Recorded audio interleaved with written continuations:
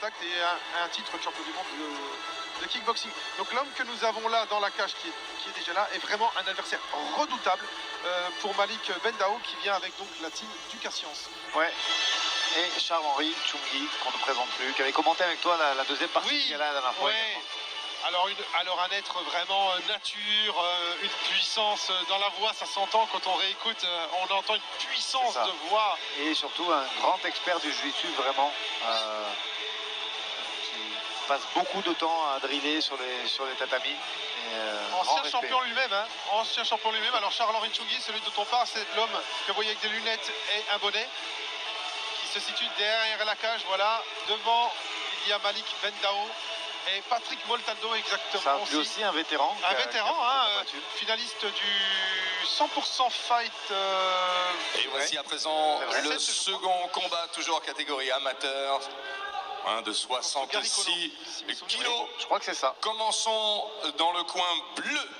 Il nous vient de France et de Tunisie, de Rive-de-Giers dans la Loire. Il a 20 ans, il comptabilise 8 victoires et 1 défaite. Masri Amar. Attention Masri Amar.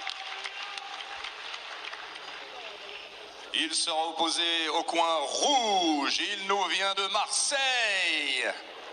Il a 18 ans, il comptabilise 3 victoires et 1 défaite. Fait du bruit pour Malik Bendao. C'est un gros défi là pour Malik. Ah ouais, là tu me l'as bien vendu, hein. Même moi je le connaissais un petit peu moins, son adversaire. Et ça donne envie. Ouais. Ça donne envie de regarder. Et tout ça en amateur, hein, rends-toi compte. Une nouvelle fois dans le respect des règles du MMA, 3 fois 3 minutes. Arbitré par Karim Chimi. Premier round. Et tout de suite ça rentre là. Ouais, là il n'y a pas de temps d'attente. Hein. On n'attend pas là, on s'observe pas. Malik tente d'amener sur son adversaire, mais il est. Ça défend bien. Ça défend très très bien. Moi je suis toujours agréablement surpris que ça défend propre. Il y a une belle lutte là. Oui. Ouais, bien là. Oh. Et il se jette un petit peu. Ouf, il faut faire attention. Il veut l'amener au sol vraiment. Voilà, il veut lutter. Il veut aller au sol, c'est sûr. Son adversaire non.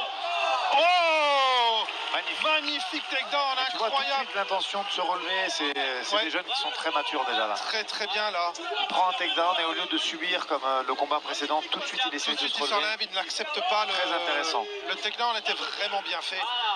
Il a tenté de surprendre Malik, mais Malik. Et du coup, tu vois, ça accuse un peu le coup parce que c'est très énergivore un takedown comme il a fait. Il a bloqué et annulé la situation en se remettant debout, c'est très bien. C'est bien joué. Et encore une tentative single leg cette fois. On essaie d'amener l'adversaire au sol avec. Non, encore une fois, bien défendu. C'est la variation qui va faire la suite, on va voir. Là, il y a une vraie opposition. Hein. Ouais. Tu vois, tout de suite, il essaie de faucher. Ouais. Il y a du travail, il y a de la connaissance technique, et ça défend bien et ça attaque bien. Oh là là. Oh, ça a failli passer. Ouais, par contre, là, il est en train de laisser beaucoup d'énergie. Malik, je pense qu'il peut le payer cher à la fin, ça. Hein. Je ne sais pas s'il va être capable de tenir ce rythme-là pendant 3 rounds, même si c'est des rounds de 3, encore une fois. En tout cas, il s'accroche là. Il lâche rien du tout.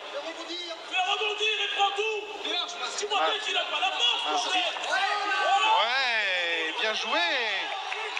Oh là là, il a pris le dos. Il manque un crochet. Il manque le crochet. Il manque le crochet droit, si je dis pas de bêtises. Il manque le crochet là. Et effectivement, Charles-Henri lui parle de la Kimura. Effectivement, le contrôle après le bras est bien défendu, mais il a pris un contrôle Kimura. Oh, en clé de bras. Il a pris la clé de bras là. Oh, c'est chaud. Là, c'est chaud. Et c'est des amateurs, donc si l'arbitre juge que le bras est tendu, il peut arrêter. Et là, le bras. Non, pas trop. Non, c'est bien défendu. Très bien défendu. Masri Amar, hein, vraiment, il m'épate aussi là. Mais quand on voit la qualité de ce qui est proposé. Là, je veux dire, en toute objectivité, on n'est pas loin du niveau pro là, des deux. Hein. C'est vraiment bien. C'est des jeunes, mais c'est très bien. Voilà. Profite également de sa longe, de sa grandeur. Hein. Masri également hein, pour. Ah, presque. Ouh. Oh là. Ouh, les coups à la fin. Il y a de l'énergie là. Hein. Il y a de l'envie et de l'énergie. Ah là, il y a de l'énergie, il y a de l'envie, on sent. Wow. Et on est en amateur. Je précise bien, nous sommes en amateur. Rendez-vous compte de la qualité de ces gens, c'est incroyable. Rendez-vous compte de la qualité, incroyable. Alors là, bien sûr, j'aimerais être la petite souris qui va voir les coachs. Ah oui, totalement. Regardez encore ces images magnifiques, ce contrôle, ce takedown infligé par Matou. Regarde tout de suite intéressant, il met la main gauche au sol, il essaye de se relever. Et oh là là, et la tentative de pied de bras. Bon, il remporte le round, je pense. Moi aussi, je vois. Sur les initiatives, sur, sur les clés. Beaucoup attaqué, il a attaqué beaucoup. Mais attention, la condition physique. Et je pense qu'il a laissé beaucoup d'énergie, moi, dans ce premier round. Et voilà qui est. On voit David qui donne les derniers conseils.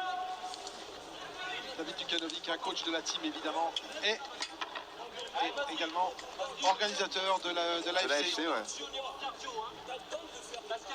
Alors l'arbitre Karim Chimine, ancien combattant aussi, hein, ouais. Que j'ai eu le plaisir d'interviewer une fois. Et t'en as fait toi, je crois que la première interview de Mehdi Dakaev aussi c'était toi. C'est grandement probable. Au FAC, tu te rappelles de ça? Je crois que c'était toi ce soir. Le Fight Addict Championship. Exactement. Oh, super bike kick, jambe droite. Et la variation de niveau, elle est magnifique. Oh, magnifique, regardez-moi ça, mais c'est fou. Mais toujours très c'est énergivore. Fou, mais Malik est fou. Mon Dieu, ce qu'il fait, c'est incroyable. Hop. On peut pas dire qu'il s'économise. Non. Et l'autre, et sa baserie qui se relève. Fauchage, ça travaille bien. Hein. Franchement, ça travaille bien. Incroyable. Mais ces jeunes, c'est incroyable. On va les retrouver en pro bientôt, ces gens. Ah, clairement. Et je veux les voir. J'espère pour eux qu'ils prendront leur temps pour encore apprendre le métier, mais c'est vraiment des garçons impressionnants.